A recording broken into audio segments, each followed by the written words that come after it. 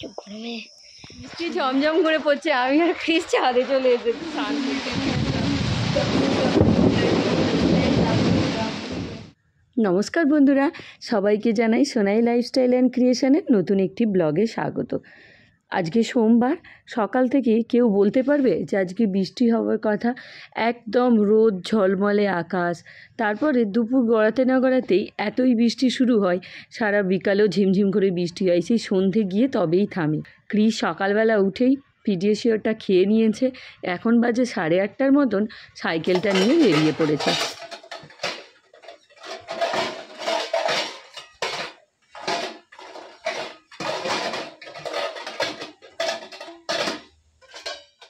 আমার রান্নার প্রায় ওদিকে হয়ে এসেছে, অন্যদিকে বাসনগুলো শুকনো হয়ে গিয়েছে, সেগুলোকে তুলতে এসেছি। বাবা সকাল সকাল বেরিয়ে গেছে, আর কিসের পাপারও যাওয়ার সময় হয়ে এসেছে। আমি একদিকে রান্না করছি আর একদিকে এই কাজগুলোকে করে রাখছি। আমরা এই পুকুরটাতেই সব বাসনগুলো ধোয়া মাজা করি, আর এই যে লাল গামলাটা দেখতে পাচ্ছ, এই গামলার মধ্যে কলের জল রেখে দিই, সেই বাসনগুলোকে আবার ধুয়ে আর এখানে জল ঝরতে রেখে দিই। জল ঝরে গেলে তারপর তুলে নিয়ে যাই। এখন বাসনগুলোর জল ঝরে গিয়েছে, সেই জন্য তুলে নিয়ে চলে যাচ্ছি।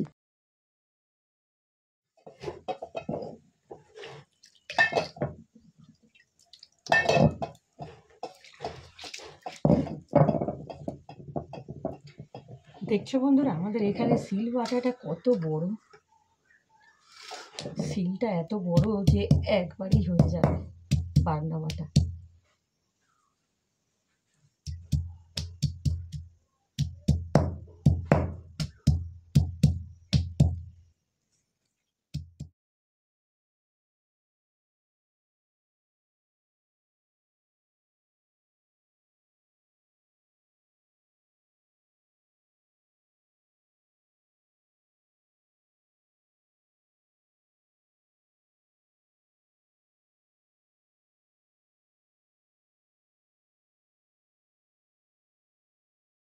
তোরা কি করছিস দুজনে এখানে?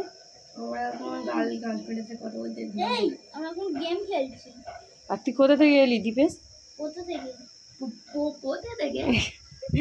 পড়তে থেকে যে এলি, বাড়ি যাসনি? ঠাকুরপো ঘরে চলে এসেছিস? ঠাকুরপো বৌদি এসেছে আর ঘর যাবে না। ওই তুই বল কিছু। আমি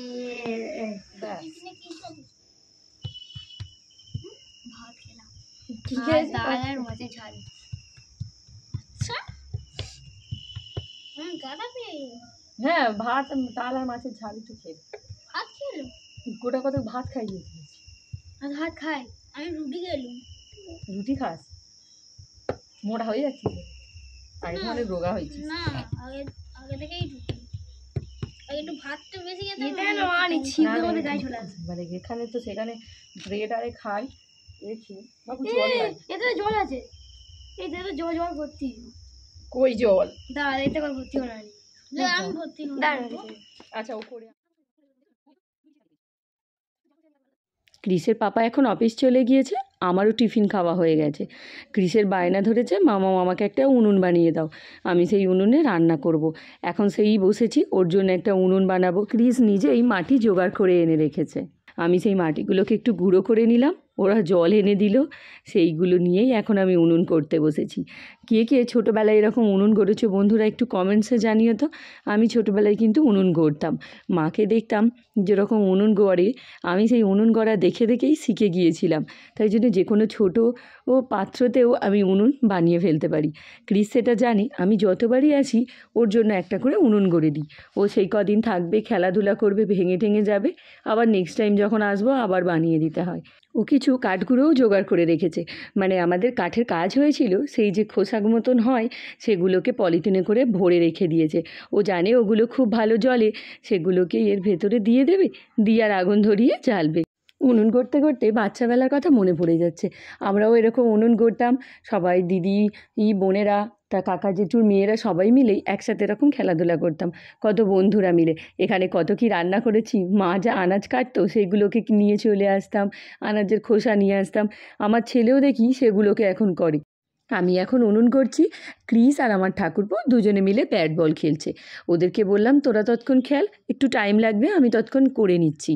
আর এখানে এত রোদ লেগেছে যে কি বলবো, উঠোনের একটা কর্নারে আমি গিয়ে বসেছি, একটু এখানটায় ছাওয়া আছে সানসেটের তলায়, সেখানটা বসেই আর এইটা বানাচ্ছি। চোখে তো রোদ লাগছে, চাইতেই পারছি না। এই ক্রিস এখন চলে এসেছে, ঠাকুরপোও চলে এসেছে। আচ্ছা, আমি ওকে ঠাকুরপো কেন বলি অনেকেই ভাববে, একদিন আমি জানাবো কেন ওকে বলি, সেই গল্পটা অবশ্যই তোমাদের কাছে শোনাবো। ক্রিস এসে একদম অবাক হয়ে গিয়েছে, মাম্মাম এর মধ্যেই বানিয়ে ফেললে, এত সুন্দর দেখতে হয়েছে। বলে মহারাজাদের মতন উনুন হয়েছে, এতে তো আমি ভাত রান্না করব, এই সব বলেই চলেছে।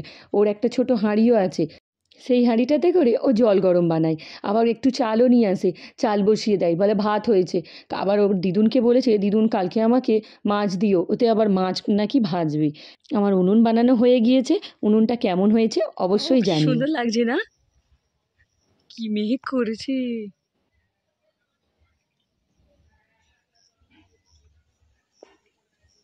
ক্রিস, অনেক অনেক অনেক হাই দেখ তাদের সেই কর্নারটা দেখ কেমন চকচক করছে, টাওয়ার না কি লাগানো। কি কিউট লাগছে, সেই গ্রিন হাউস দেখতে পাচ্ছ দূরে, হ্যাঁ ওর উপরে দেখো কি কিউটটা লাগছে, কি সুন্দর দেখতে। এই মাছ বসে উঠে মাছ পায় না, কি জমজম করে পড়ছে, আমি আর ক্রিস ছাদে চলে এসে স্নান করে।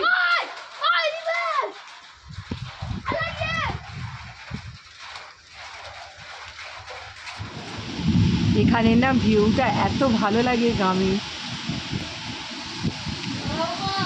যেটা আমাদের ফ্ল্যাটে পাওয়া যায় না। এখানে জানালা দিয়ে কত সুন্দর লাগছে।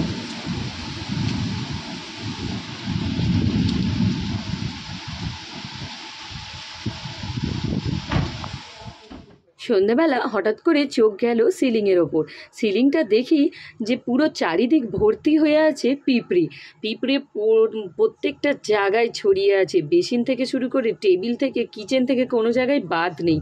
আমি অ্যাকোয়াগার্ডে প্রথমে জল আনতে গিয়ে আর এই চোখে পড়লো, এই অবস্থা হয়ে আছে। তো বন্ধুরা, আজকের ভিডিওটা এখানেই এন্ড করছি। আর ভিডিওটা তোমাদের কেমন লাগলো অবশ্যই কমেন্টসে জানিও। আর যদি ভিডিওটা ভালো লেগে থাকে, লাইক শেয়ার অ্যান্ড সাবস্ক্রাইব করতে ভুলো না। আর পাশে থাকা বেল আইকনটা অবশ্যই ক্লিক করে দিও, যাতে আমি কোনো নতুন ভিডিও দিলে তোমাদের কাছে নোটিফিকেশানটা পৌঁছে যায়। আজের আমি ম্যাগি বানাবো, মামার ছেলে। তো টাটা বন্ধুরা, দেখা হচ্ছে নতুন কোনো ভিডিও।